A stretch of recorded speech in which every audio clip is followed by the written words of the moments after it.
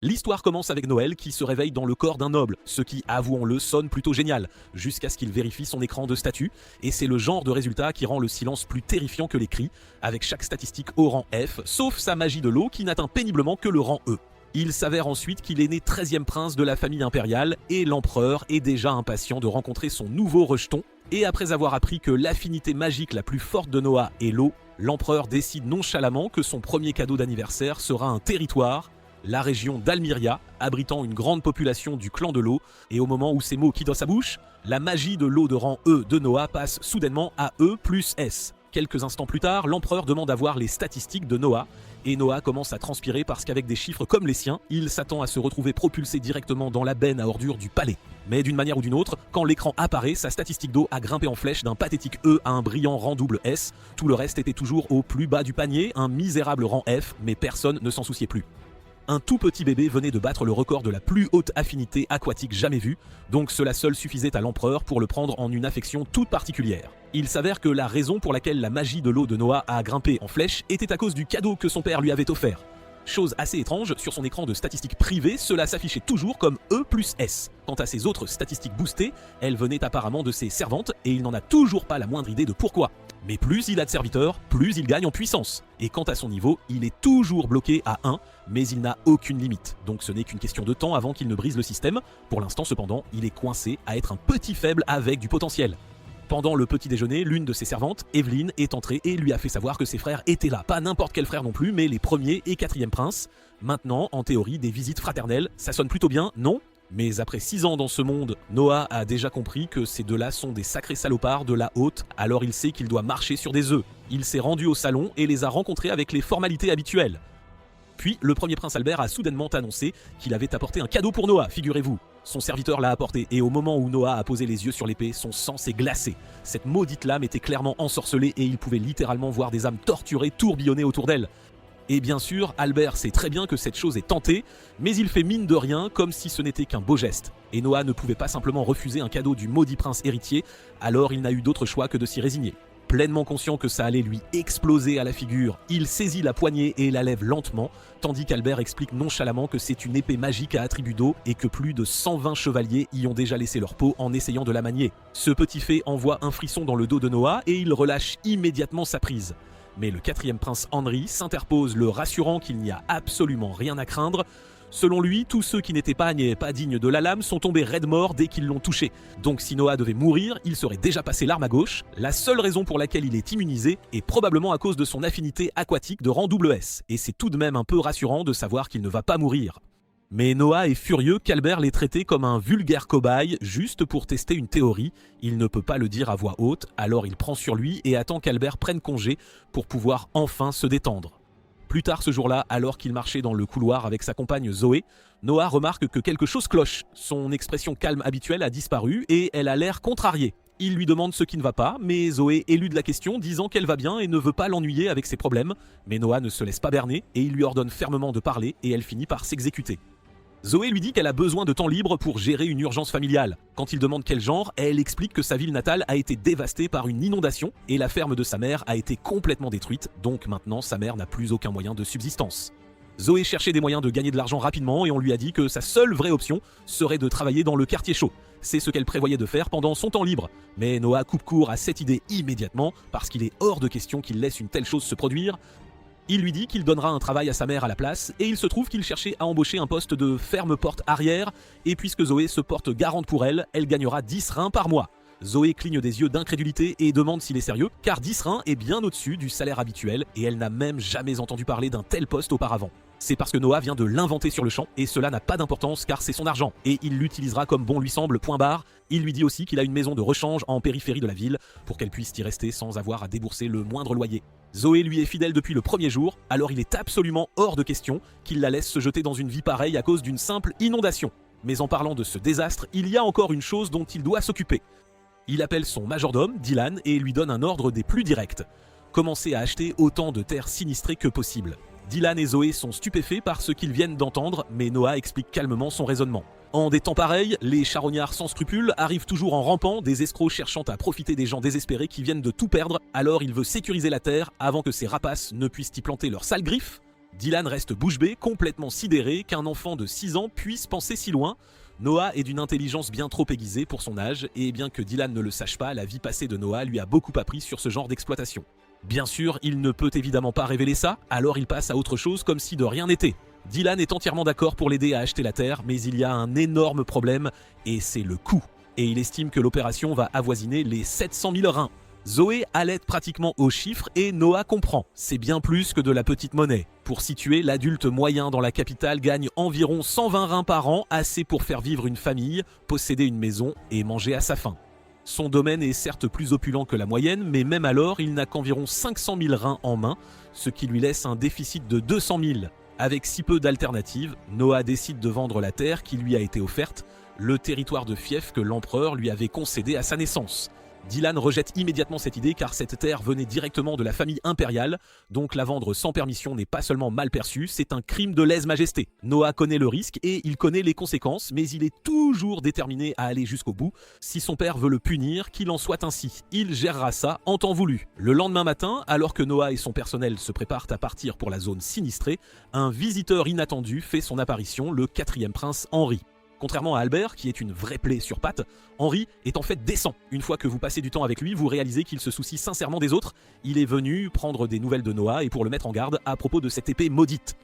Apparemment, cette maudite lame a une volonté propre, donc même si Noah est immunisé contre la malédiction, la lame ne se comportera pas à moins qu'elle ne le reconnaisse comme son maître. Cette information reste avec Noah et il apprécie qu'Henri ne soit pas un idiot fini.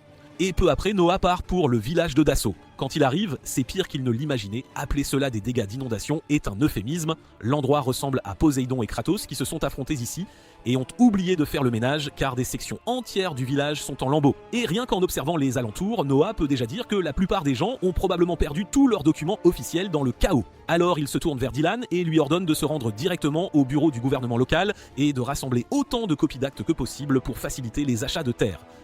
Pendant que Dylan s'occupe de la paperasse, Noah décide de se rendre lui-même dans les rues pour voir de première main comment vont les survivants.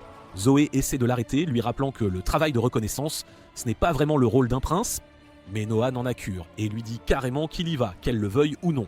Elle peut soit l'accompagner, soit rester dans la calèche jusqu'à son retour. N'ayant pas le choix, Zoé le suit à contre-cœur et alors qu'ils inspectent le village, la situation s'avère être tout aussi désastreuse qu'elle en avait l'air. Toute la récolte est perdue, complètement anéantie, ce qui signifie pas de nourriture, pas de revenus et aucune chance de survivre à l'année sans une aide extérieure. Puis une cloche retentit dans le village et tous les habitants commencent à se rassembler autour de ce qui était autrefois la place du village. Zoé pense que c'est l'heure de la distribution de nourriture car l'Empire envoie généralement des fonds de secours aux zones sinistrées comme celle-ci. Noah est soulagé de voir qu'au moins certains rouages du système fonctionnent comme ils le devraient, alors il se dirige vers la foule pour un repas. Mais la seconde où il prend une bouchée, toute cette bonne volonté s'évapore. La nourriture est si mauvaise, il est convaincu que même un kebab de fin de soirée aurait un goût gastronomique comparé à ce désastre. Le bouillon est un désastre aqueux et amer, et il est presque sûr que les légumes dedans sont à moitié pourris. L'un des villageois, entendant les marmonnements de Noah et ne sachant pas qui il est, suppose qu'il est juste une autre victime de l'inondation. L'homme lui dit que la nourriture a toujours ce mauvais goût, et même quand ils se plaignent, rien ne change jamais, c'est une constante. Les cuisiniers n'en ont rien à faire de l'hygiène ou de la sécurité alimentaire. Ils balancent n'importe quoi dans une marmite et le tour est joué. Juste à ce moment, une annonce forte coupe le bavardage. Une inspection est en cours. Attention! Noah demande à Zoé ce qui se trame et elle explique que le fonctionnaire du gouvernement local, Lord Geralt, est ici pour vérifier la qualité de la nourriture. Geralt se dirige vers la marmite de ragoût mystère, y jette un coup d'œil et pense que c'est une véritable immondice. Mais comme ce n'est pas lui qui le mange, il s'en moque éperdument et il dit nonchalamment au chef de lui concocter quelque chose de réellement comestible à la maison. Le chef hoche la tête, souriant clairement au courant de l'arrangement. Mais Noah n'est pas du genre à laisser passer ça, alors il s'avance et interpelle Geralt, lui demandant si la raison pour laquelle les villageois sont servis de la poubelle est parce qu'ils détournent le budget alimentaire. Geralt, pensant que Noah n'est qu'un vulgaire kidam, ne prend même pas la peine de le nier. Il admet ouvertement avoir détourné les fonds et en rit de bon cœur parce que dans son esprit, un paysan impuissant ne peut rien y faire. Écouter ce salaud arrogant se vanter de voler les victimes d'inondations fait bouillir le sang de Noah. La fureur le frappe si fort que l'épée maudite dans la calèche commence à s'agiter en réponse. Geralt craque finalement après avoir entendu trop de mots de ce gamin insolent. Il tire son épée, ayant pleinement l'intention de faire taire Noah définitivement. Mais avant qu'il ne puisse frapper, l'épée Léviathan jaillit de son fourreau et vole directement aux côtés de Noah. Alimentée par sa volonté inébranlable et son sens de la justice, l'épée le reconnaît comme son porteur légitime. Et maintenant qu'elle l'a choisi, Noah n'hésite pas. D'un seul coup net, il décapite net Geralt pour ses crimes de détournement de fonds de secours et d'avoir menacé un prince royal. Peu de temps après, le supérieur de Lord Geralt, Lord Rohan, arrive sur les lieux. Des gardes se précipitent et essaient de le convaincre d'arrêter Noah pour avoir exécuté Geralt.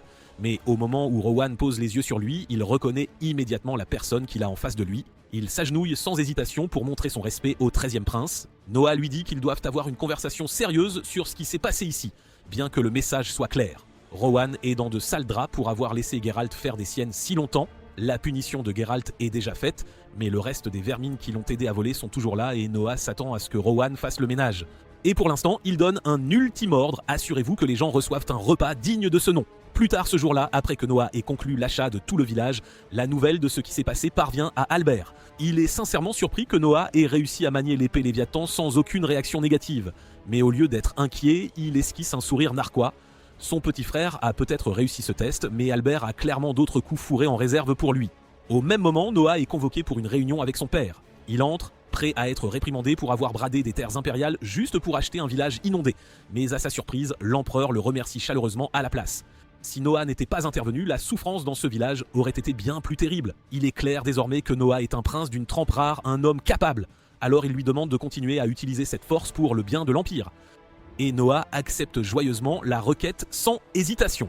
Le lendemain, Noah se promène dans la partie plus calme de la rue Raid, se dirigeant vers un petit restaurant un peu à l'écart. Dernièrement, on parle en ville d'une certaine artiste de rue qui attire l'attention là-bas, et il est assez curieux de voir ce qui se trame. En entrant, il choisit un siège vide dans un coin et s'y installe discrètement, tandis que ses yeux parcourent la pièce. Juste à ce moment, une jeune fille un peu timide s'avance et commence à chanter. Sa voix flotte dans le restaurant comme un vent doux, calme, claire et captivante. Et au moment où il l'entend, Noah sait d'emblée qu'elle doit être Alice, la chanteuse dont tout le monde parle. En écoutant attentivement, il se dit que sa voix n'est pas mauvaise du tout. Mais même sans être un expert en musique, il peut dire que sa technique est encore un peu brute de décoffrage. Elle a du talent, c'est sûr, mais un long chemin l'attend encore. Pourtant, une chose est claire, comme de l'eau de roche, elle se donne corps et âme. Chaque note qu'elle frappe, chaque ligne qu'elle chante, elle y met tout son cœur. Elle ne fait pas ça par simple passe-temps, elle essaie de grandir, essaie de survivre avec le peu qu'elle a. De nulle part, l'ambiance dans le restaurant change complètement quand 3 hommes à l'allure patibulaire font irruption par les portes. Ils commencent à crier et attirent instantanément toute l'attention sur eux. Au moment où ils aperçoivent Alice, ils commencent à lui crier dessus, exigeant de savoir pourquoi elle gâche son temps à chanter, au lieu de trouver un vrai moyen de rembourser la dette de ses parents. À leurs mots, Alice se recroqueville, visiblement terrifiée alors que les hommes se rapprochent d'elle. Sa voix tremble alors qu'elle leur dit qu'elle n'a pas encore l'argent, mais elle jure qu'elle met tout en œuvre. Elle n'a tout simplement rien à leur offrir. Les gars échangent des sourires entendus et malsains et commencent à lancer des suggestions répugnantes sur la façon dont une fille comme elle pourrait payer. Des murmures dégoûtés remplissent la pièce, mais personne ne s'avance. Tout le monde observe, pétrifié et impuissant. Juste au moment où les choses sont sur le point de dépasser les bornes, Noah se lève soudainement de son siège. Il s'approche, calme et posé, et leur rappelle que la loi impériale interdit formellement de forcer un enfant à rembourser la dette d'un parent. Les hommes ricanent et le repoussent, supposant qu'il n'est qu'un gosse de riche un peu trop gâté qui ne sait pas comment le monde fonctionne. L'un d'eux attrape alors Noah par le col et s'apprête à le frapper, mais c'est une erreur monumentale, car Noah contre-attaque en utilisant le pouvoir de son épée Léviathan, libérant une vague de pression qui choque toute la pièce. Les hommes réalisent instantanément qu'ils ont affaire à la mauvaise personne, alors la panique les envahit et les 3 malfrats s'enfuirent du restaurant sans hésiter, trop effrayés pour tenter le diable. Le danger passé, Noah se tourne vers Alice, sa voix douce cette fois. Il lui demande combien elle a besoin pour tenir le mois et elle hésite avant d'expliquer que la majeure partie de ses maigres revenus va aux soins médicaux de sa mère. Après avoir tout entendu, Noah dit calmement à Alice que d'ici là, il lui versera 25 grains chaque mois afin qu'elle puisse se concentrer entièrement sur son champ sans se soucier de l'argent. Il promet également d'augmenter le montant à mesure que ses compétences s'améliorent, l'encourageant à poursuivre son rêve sans que la peur ne la paralyse. Profondément émue, Alice le remercie avec une émotion sincère, lui disant à quel point sa générosité est précieuse à ses yeux. Elle promet qu'elle ne le décevra pas et jure de travailler dur et de continuer à grandir en tant que chanteuse. Plus tard, Noah rentre chez lui seulement pour trouver les mêmes 3 malfrats de tout à l'heure, agenouillés aux portes du palais. Tête baissée, ils sont littéralement en train de ramper, désespérés de s'excuser pour ce qui s'est passé. Un seul coup d'œil suffit à Noah pour réaliser ce qui se passe. Ils ont clairement compris qui il est vraiment, mais au lieu de perdre du temps avec eux, Noah se tourne calmement vers les servantes et leur dit de renvoyer les hommes, ajoutant que le prince n'est pas une personne que l'on peut rencontrer à sa guise. Quelques instants plus tard, le frère aîné de Noah, Henry, fait son apparition et est immédiatement d'accord avec la façon dont Noah a géré la situation. Il dit que refuser de les rencontrer était absolument la meilleure décision à prendre car laisser des gens comme ça se retrouver face à la royauté ne ferait que rabaisser la dignité de la couronne et saper l'autorité de la famille royale. Noah invite ensuite Henry à l'intérieur et explique que sa décision ne visait pas uniquement à protéger la fierté royale. Il lui raconte tout ce qui s'est passé au restaurant et admet que s'il avait parlé aux hommes personnellement, ils auraient pu croire qu'il était furieux et commencer à l'éviter. Et si cette peur les éloigne d'Alice, alors c'est précisément le résultat qu'il recherche. Henry écoute attentivement et se retrouve sincèrement impressionné. Pour quelqu'un de si jeune, Noah avait déjà plusieurs coups d'avance. Il admet même que la plupart de leurs frères, pourtant du même âge que Noah, n'auraient pas eu ce genre de prévoyance et cette prise de conscience rend Henry encore plus fier. Henry aborde ensuite l'épée Léviathan et demande si les rumeurs sont vraies que Noah l'a réellement maîtrisée. Noah confirme que c'est vrai et dit qu'il n'a pu y parvenir que grâce au conseil que Henry lui a donné plus tôt. Et pour le démontrer, il invoque nonchalamment l'épée Léviathan juste devant lui, la faisant apparaître comme par magie. Henry le fixe, incrédule, parce qu'il ne savait même pas que l'épée Léviathan pouvait faire quelque chose comme ça. Noah explique que la lame n'est pas sortie de nulle part. Elle était cachée sous sa manche tout le temps, compacte et dormante jusqu'à ce qu'elle s'étende à son commandement. L'épée elle-même avait une volonté et c'est elle qui lui a appris à utiliser cette capacité. Henry avoue qu'il ignorait totalement que c'était possible et loue Noah de l'avoir découvert par lui-même. Ensuite, en dehors des murs du palais, les mêmes 3 hommes de tout à l'heure traînent toujours, attendant clairement une autre chance d'affronter Noah. Au moment où l'un d'eux l'aperçoit approcher, il se jette soudainement en avant pour attaquer, mais Noah ne bronche même pas et avec une expression calme, il libère juste une infime partie de la puissance de l'épée Léviathan. Le changement de pression est instantané et l'homme recule, saisi d'une terreur panique et commence immédiatement à implorer le pardon. Regardant toute la scène se dérouler, Henry se tourne vers Noah, perplexe, et demande ce qu'il vient de faire, et Noah répond nonchalamment qu'il a simplement utilisé un peu de l'aura de l'épée pour les impressionner. Ce même soir, Noah reçoit une invitation à assister à un bal royal, et alors qu'il pénètre dans la grande salle, tous les regards se tournent vers lui, et au moment où il entre, la salle entière éclate en applaudissements. Debout à côté de lui, un noble nommé Radok remarque l'objet saint à la taille de Noah et le signale. Noah confirme que c'est exactement ce à quoi cela ressemble, une épée Léviathan, personnellement offerte par le prince héritier en personne.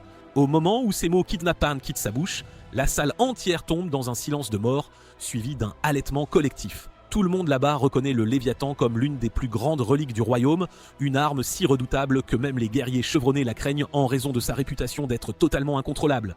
Un invité sceptique prend la parole, suggérant que l'épée est sûrement une contrefaçon, peut-être une simple réplique de cérémonie. Sans un mot, Noah libère une légère ondulation de son pouvoir dans l'air. L'effet est immédiat, une lourde pression s'abat sur la pièce, forçant plusieurs invités à reculer, saisis de peur.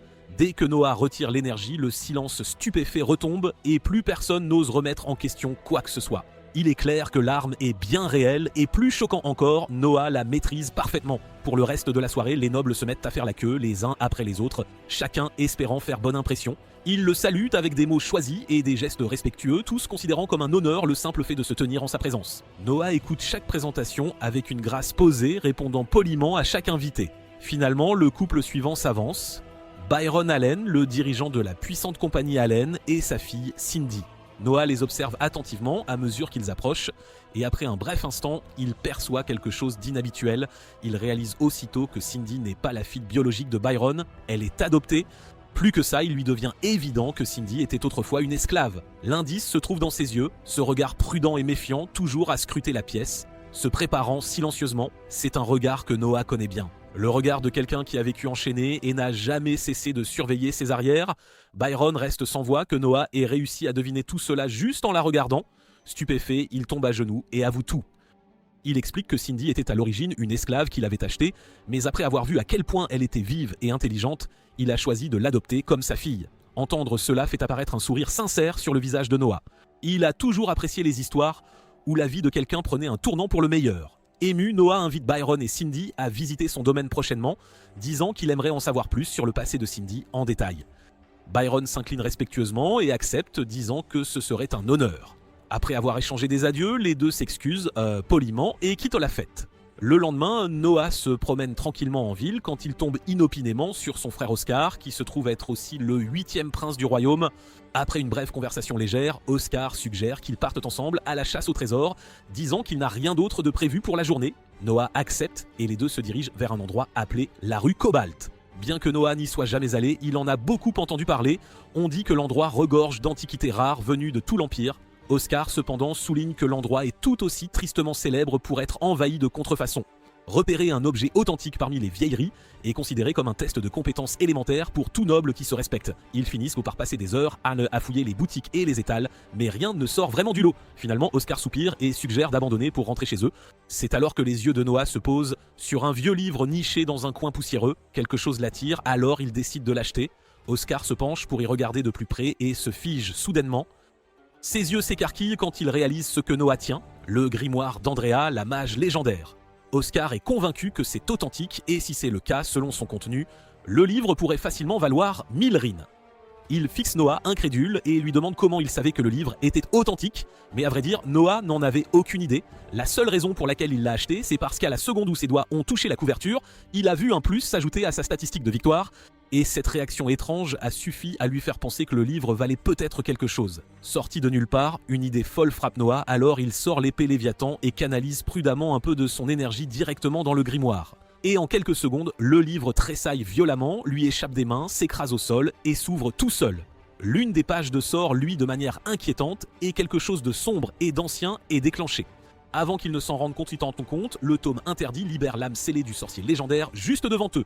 Les yeux d'Oscar s'écarquillent à partie d'horreur. Il réalise instantanément la gravité de la situation et hurle à Noah de ficher le camp. Mais au lieu de fuir, Noah plante ses pieds, lève le Léviathan et, sans ciller, tranche net l'esprit qui arrive d'un seul coup brutal. Le coup fend l'âme du sorcier, l'effaçant complètement en une seule frappe. Alors que le danger s'estompe, Noah jette un œil à sa fenêtre de statue et voit quelque chose de nouveau. Sa compétence de vent vient de passer au rang SS. Cette amélioration soudaine le prend au dépourvu, mais il ne s'y attarde pas. Il vérifie rapidement l'état d'Oscar, qui est toujours figé d'incrédulité. Le prince n'arrive pas à comprendre ce qui vient de se passer. Un instant, ils étaient devant un livre, et l'instant d'après, Noah avait anéanti une âme légendaire comme si de rien n'était. Il n'arrête pas de se demander comment Noah a pu devenir si puissant si vite, et comment il savait exactement quoi faire. Avant même que la poussière ne retombe, un homme s'avance et s'agenouille respectueusement devant eux. Il se présente comme Alan, le propriétaire d'une boutique d'antiquités voisine. Après avoir été témoin de ce que Noah venait d'accomplir, Alan dit qu'il estime juste de lui montrer quelque chose qu'il garde depuis des années, quelque chose qu'il croit être un véritable trésor, et il leur demande poliment de l'accompagner. Une fois à l'intérieur de la boutique, Alan sort une bague d'apparence étrange et la dépose délicatement.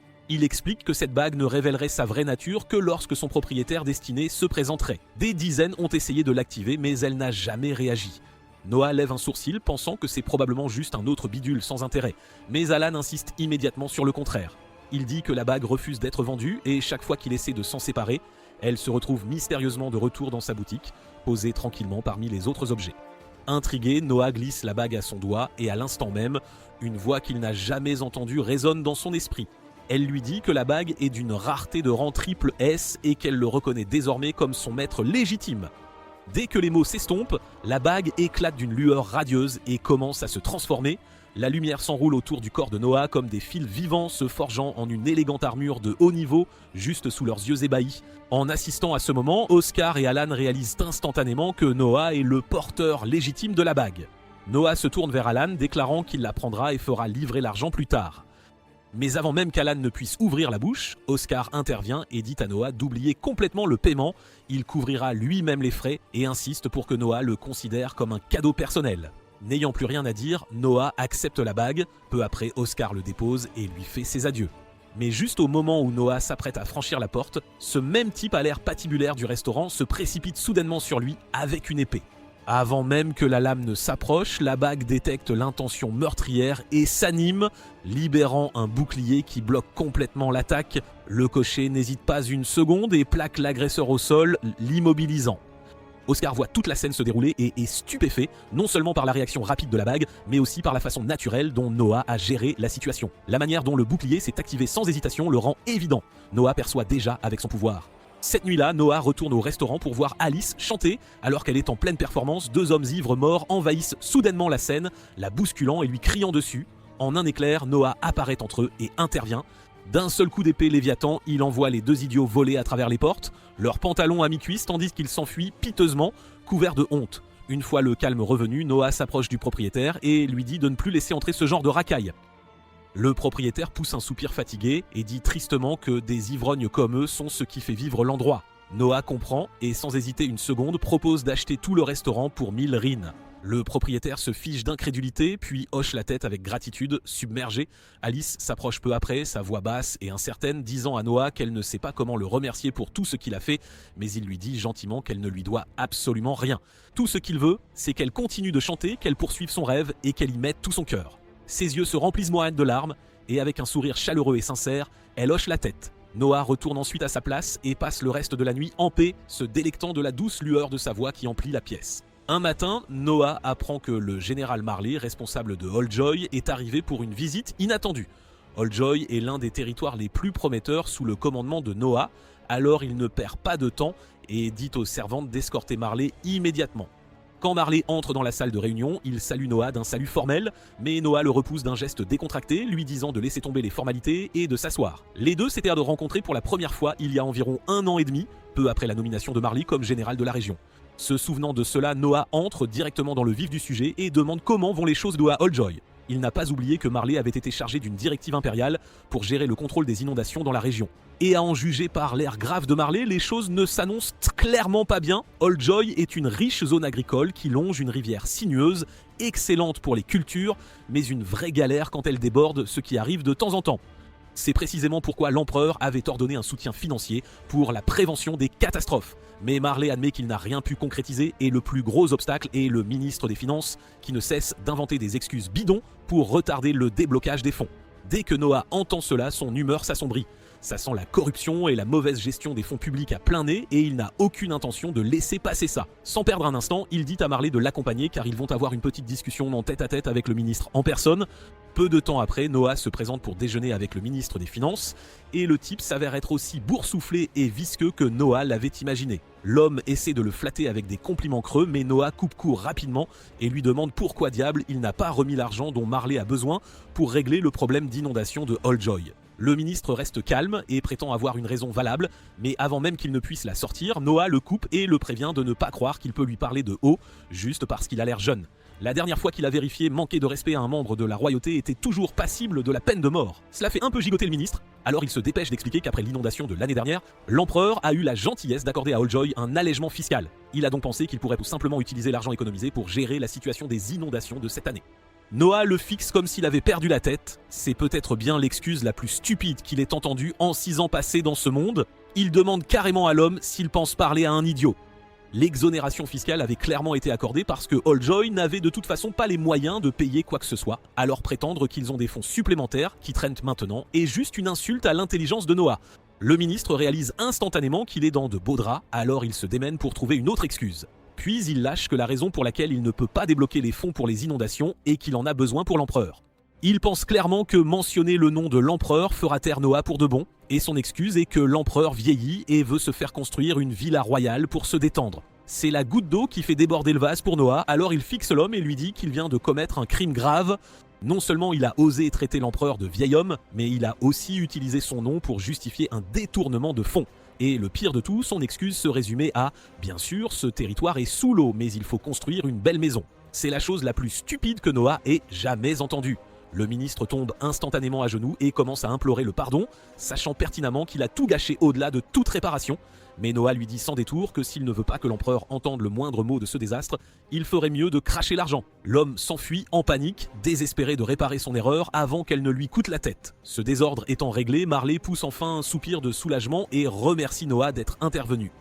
Il s'excuse également de l'avoir entraîné dans un tel casse-tête, mais admet qu'il n'aurait jamais pu gérer le ministre des Finances seul.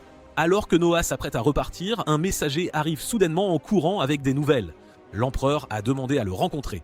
Noah est surpris car son père ne l'appelle pas souvent à l'improviste comme ça, alors quoi que ce soit, ça doit être sérieux. Alors, sans perdre une seconde, il se dirige vers le palais impérial. Une fois arrivé, Noah salue son père, mais l'empereur lui dit qu'il n'y a pas besoin de toutes ces formalités. Tout d'abord, il félicite Noah pour la façon dont il a géré le ministre des Finances.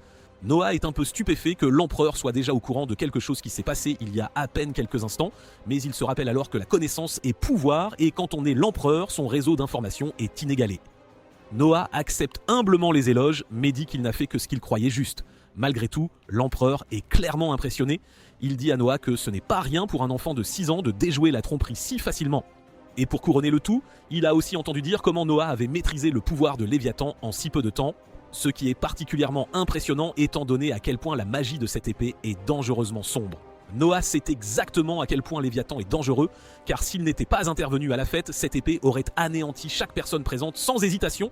Mais même avec toute cette puissance démente, Noah n'a toujours pas appris à manier correctement une lame. C'est pourquoi l'empereur a décidé de lui assigner un instructeur personnel. Et pas n'importe qui, il s'agit de Damien Noble, le champion invaincu de l'Empire et le plus grand épéiste vivant. L'empereur veut que Noah absorbe tout ce qu'il peut de lui, et Noah accepte l'arrangement. Mais avant que tout entraînement formel ne commence, Damien suggère qu'il fasse d'abord un petit duel amical. L'empereur lève un sourcil, pensant que c'est un peu injuste puisque Noah n'a jamais été entraîné au combat à l'épée. Mais Damien le rassure en disant que c'est juste un léger test pour évaluer le potentiel brut de Noah. Finalement, l'empereur donne son feu vert, alors Damien lève son épée et dit à Noah d'attaquer comme il l'entend. Sans hésitation, Noah saisit Léviathan et fonce droit devant. Alors que le combat commence, Noah sent soudain les instincts et l'expérience de combat du précédent porteur de Léviathan l'envahir et son maniement de l'épée s'aiguise de seconde en seconde. Coup après coup, il tient bon et bientôt, lui et Damien croisent le fer dans un choc de force brute. Au moment où Damien pense avoir pris le dessus, Noah d'un coup de poignet fait sauter son épée avec une précision parfaite, désarmant sur le champ le plus grand guerrier de l'Empire. Damien et l'empereur sont tous deux stupéfaits car Noah a déjà atteint le niveau d'un maître d'épée, il n'y a donc plus rien à lui apprendre. L'empereur reste sans voix en voyant son fils de 6 ans vaincre une légende en combat réel. Pourtant, il ne peut s'empêcher de ressentir une vague de fierté. En récompense d'un tel exploit insensé, il offre à Noah le rôle de juge en chef pour l'examen de sélection des chevaliers de cette année, et Noah est sincèrement honoré d'assumer cette responsabilité. La sélection des chevaliers est un tournoi annuel colossal où des guerriers du monde entier se rassemblent pour prouver leur force. Au sein de l'Empire, la puissance militaire est primordiale. Les meilleurs combattants des qualifications régionales se retrouvent tous dans la capitale pour un affrontement final et quiconque gagne obtient le titre de chevalier. Une fois officiellement adoubés, leur première mission est de servir directement sous les ordres du juge en chef. Et puisque le pouvoir de Noah augmente chaque fois qu'il gagne un subordonné compétent, il est plus qu'impatient de voir comment tout cela va se dérouler. Le tournoi est généralement structuré en tournoi toute ronde ou à élimination directe, mais Noah a déjà une idée différente de la façon dont les choses devraient se passer cette année. Il demande à l'empereur la permission d'annuler complètement les qualifications régionales et d'organiser tout le tournoi dans la capitale, car il veut être témoin de chaque bataille de ses propres yeux, et il refuse de laisser des candidats prometteurs être écartés simplement parce qu'il n'est pas là pour l'empêcher. L'empereur lui accorde la pleine permission, lui disant de gérer cela comme bon lui semble, et sur ce, Noah se met immédiatement au travail pour mettre son nouveau plan en action. De retour chez lui, Noah demande nonchalamment à Zoé si son village natal envoie jamais quelqu'un pour concourir à l'examen de sélection des chevaliers. Elle dit que oui, mais généralement une seule personne, et ce uniquement pour que le village puisse espérer que quelqu'un se fasse un nom. Noah lui fait savoir qu'il a décidé d'éliminer complètement les éliminatoires de régional, ce qui signifie que son village peut envoyer autant de personnes qu'il le souhaite. Zoé est contente de l'entendre, mais dit qu'il y a toujours un énorme problème. La raison pour laquelle il n'envoie qu'un seul candidat n'est pas seulement une question de chance, c'est une question d'argent. Ils ne peuvent tout simplement pas se permettre les frais de voyage et de séjour dans la capitale pendant toute la durée de l'examen. Tout le village doit rassembler chaque pièce pour envoyer cette seule personne, donc l'idée d'en envoyer plus n'est tout simplement pas réaliste. Mais Noah n'aime pas l'idée qu'un talent potentiel soit gâché à cause de l'argent, alors il décide sur le champ qu'il prendra personnellement en charge les frais de voyage et d'hébergement de tous les candidats cette année. C'est un geste généreux sans aucun doute, mais aussi coûteux. Loger autant de monde dans la capitale serait normalement incroyablement cher et il est hors de question de jeter l'argent par les fenêtres comme ça. Mais Noah a déjà un plan. Il dit qu'il achètera tous les bâtiments vacants de la zone et les utilisera pour loger les candidats. Et si cela ne suffit toujours pas, il construira une auberge de jeunesse de toutes pièces. De cette façon, tout ce qu'ils dépenseront ne sera pas gaspillé une fois le tournoi terminé. Quant à la nourriture, il prévoit de contacter tous ses contacts marchands et d'obtenir la meilleure offre possible. Finalement, Noah fait venir Byron et lui demande une estimation des coûts pour toute l'opération. Mais quand Byron lui donne un chiffre, Noah est immédiatement stupéfait car le prix est bien trop bas. Il n'y a aucune chance que Byron fasse le moindre profit ainsi, mais Byron balaye ça d'un revers de main, disant que c'est bon, il veut juste soutenir le prince. Mais Noah n'achète pas cette salade car il sait pertinemment que les marchands ne donnent jamais rien sans y trouver leur compte. Alors il interpelle Byron et lui demande d'arrêter la comédie et de dire simplement ce qu'il veut en retour. Byron est honnêtement impressionné qu'un enfant de l'âge de Noah comprenne comment fonctionnent réellement les affaires. Puisque le masque est tombé, il admet qu'il espérait que Noah pourrait user de son influence lors de la prochaine sélection du personnel du château, juste assez pour faire embaucher l'une des personnes de Byron. De cette façon, si quelque chose d'important se passe un jour à l'intérieur des murs du château, Byron serait parmi les premiers informés. Noah accepte l'accord et pour montrer qu'il est sérieux, Byron jure une loyauté totale à Noah et à Noah seul, parmi tous les membres de la famille royale. Ajouter Byron comme subordonné donne à Noah un solide coup de pouce statistique, mais juste au moment où il vérifie sa fenêtre de statistiques, il remarque quelque chose d'étrange. Sa statistique de magie de l'eau vient de baisser d'un rang. La majeure partie de cette statistique provient des terres qu'il gouverne, ce qui signifie que quelque chose de pas très joyeux vient de se passer en Almyrie. Noah file alors tête baissée chez son père pour lui rapporter que ça bouge pas mal du côté d'Almyrie. L'empereur l'écoute attentivement et le croit, mais lui demande tout de même comment Noah a bien pu savoir une telle chose.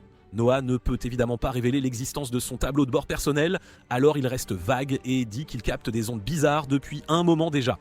Cette réponse semble satisfaire l'empereur qui passe la seconde et commence à expliquer la situation. Il s'avère qu'une rébellion est en train de mijoter dans la région. Il demande à Noah s'il aimerait prendre les choses en main personnellement, mais après y avoir bien réfléchi, Noah décline l'offre. La plupart des nobles se jetteraient sur l'occasion de se couvrir de gloire au combat, mais il dit à son père qu'Henri est le meilleur choix car il a bien plus de bouteilles pour gérer ce genre de pagaille. Plus tard ce soir-là, Noah et Henri voyagent ensemble en calèche, et Henri lui demande s'il est vraiment à l'aise de laisser filer une telle occasion en or. Dans un pays comme le leur, Noah pourrait faire grimper son statut en flèche en s'assurant une victoire éclatante sur le champ de bataille. Mais Noah lui dit la vérité. Il ne se sent pas encore assez solide pour mener des troupes au combat, et même s'il s'en sortait par miracle, il sacrifierait probablement de bons soldats au passage, et ce n'est pas quelque chose qu'il est prêt à risquer juste pour courir après un simple titre. D'un coup sec, Léviathan envoie un avertissement d'intention hostile dans les parages. Alors Noah ordonne illico au cocher d'arrêter la calèche. Il est certain que c'est un groupe de rebelles qui cherche à l'assassiner. Et puisqu'il est la cible, il saute hors de la calèche et s'éloigne d'Henri à toute vitesse, mettant le plus de distance possible entre eux. À peine a-t-il fait cela que 4 énormes jets d'eau jaillissent du sol, visant à le prendre en étau, mais Noah a déjà son bouclier levé et bloque l'attaque sans la moindre égratignure. Les rebelles se ruent alors pour achever le travail, mais ils sont complètement dépassés par les événements. Noah les met hors d'état de nuire un par un en quelques secondes à peine. Sa technique est trop affûtée, sa vitesse trop fulgurante. Henri observe la scène se dérouler et est honnêtement sidéré par la facilité déconcertante avec laquelle Noah les a maîtrisés. Le seul hic, c'est qu'ils n'ont pas réussi à interroger qui que ce soit. Ils auraient pu obtenir des infos précieuses s'ils en avaient regardé un en état de parler. C'est là que Noah, l'air de rien, lâche qu'ils ne sont pas morts. Il les a juste mis KO, donc Henri est libre de les cuisiner à sa guise, et même plus si affinité. Peu de temps après cette petite affaire, Noah apprend que les forces rebelles en Almyrie sont composées majoritairement de cavalerie, ce qui n'est pas rien. Mais il y a un petit détail qui cloche, l'Almyrie ne possède pas la moindre petite pépite d'information allume une ampoule dans la tête de Noah. Il convoque Byron et lui donne un ordre des provisions auprès des régions avoisinantes. Diablement malin, racheter le moindre brin de fourrage pour chevaux, absolument tout, des territoires entourant Almyrie. Une fois que les rebelles commenceront à court d'avoir suivi cet épisode, leur mobilité s'évaporera vous a plu et que vous trépignez d'impatience pour le prochain épisode. N'oubliez pas de liker le travail et surtout d'activer la bonne cloche de notification pour ne rater aucune de nos récaps quotidiennes.